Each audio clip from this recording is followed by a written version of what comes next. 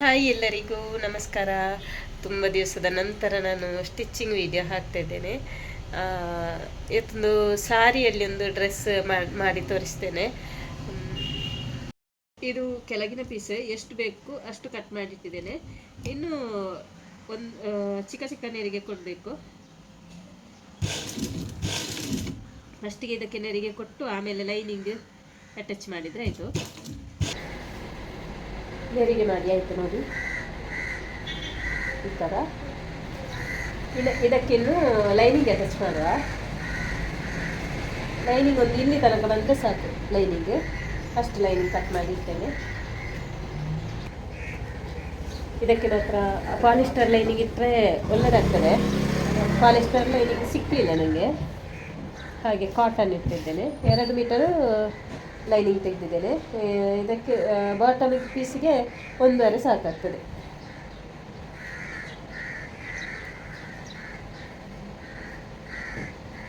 ಇದನ್ನು ಇಟ್ಟು ನೋಡುವ. ಇವಾಗ ಲೈನಿಂಗ್ ಅಟ್ಯಾಚ್ ಮಾಡಿ ಆಯಿತು ನೋಡಿ. ಲೈನಿಂಗ್ ಅಟ್ಯಾಚ್ ಮಾಡಿ ಆಯಿತು. ಬಾಡಿ ಪೀಸ್ ಇದು ಮಾಡಿ ಇಟ್ಟಿದ್ದೇನೆ. ಅಂದರೆ ಉದ್ದ ಎಷ್ಟು ಬೇಕೋ ಅಷ್ಟು, ಇಲ್ಲಿಂದ ಇಲ್ಲಿಗೆ 15 ಇಟ್ಟಿದ್ದೇನೆ. ಇದು ನೆಕ್ 2.5 ಇಟ್ಟಿದ್ದೇನೆ. ಇದು ಶೋಲ್ಡರು 3 ಇಂಚ್ ಇಟ್ಟಿದ್ದೇನೆ. ಇಲ್ಲಿಂದ ಇಲ್ಲಿಗೆ 5.5 ಇಟ್ಟಿದ್ದೇನೆ. 5.5. ಇಲ್ಲಿಂದ ಇಲ್ಲಿಗೆ 9 ಇಟ್ಟಿದ್ದೇನೆ. ಇದು ಸೊಂಟ 17 ಇಲ್ಲಿಂದ ಇಲ್ಲಿಗೆ ಅಷ್ಟೇ. ಇದರಲ್ಲಿ ತುಂಬ ಕೆಲಸ ಇಲ್ಲ, ಈಸಿ ತುಂಬ. ಇನ್ನು ರೆಡಿ ಆದಮೇಲೆ ತೋರಿಸ್ತೇನೆ ನಿಮಗೆ. ಇದು ನೆಕ್ ಬ್ಯಾಕ್ ಫ್ರಂಟ್ ಒಂದೇ ಲೆಕ್ಕ ನಾನು ಮಾಡ್ತೇನೆ.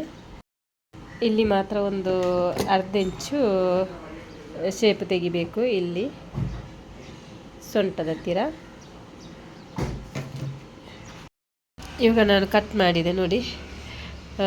ನೆಕ್ ಬ್ಯಾಕ್ ಫ್ರಂಟ್ ಸೇಮ್ ಮಾಡಿದೆ. ಇಲ್ಲಿ ಸ್ವಲ್ಪ ಶೇಪ್ ಕೊಟ್ಟಿದ್ದೇನೆಲ್ಲ. ಇದು ಒಂದೇ ಲೆಕ್ಕ ಕಟ್ ಮಾಡಿದೆ. ಇದು ಫ್ರಂಟ್ ಶೇಪ್ ತೆಗೆದ್ರಾಯ್ತು ಅಷ್ಟೇ. ಕೆಳಗಡೆ ಸ್ವಲ್ಪ ಅರ್ಧ ಇಂಚು. ಇನ್ನು ಸ್ಟಿಚ್ ಆದಮೇಲೆ ತೋರಿಸ್ತೇನೆ.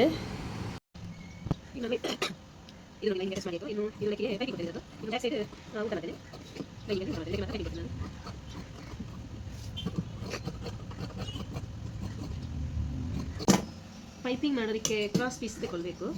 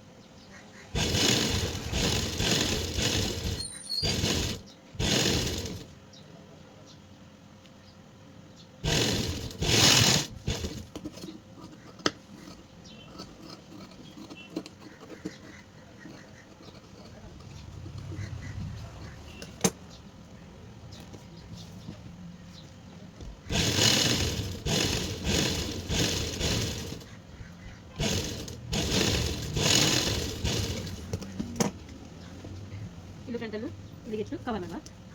ಹೀಗಿಟ್ಟು ಕವರ್ ಮಾಡಿದರೆ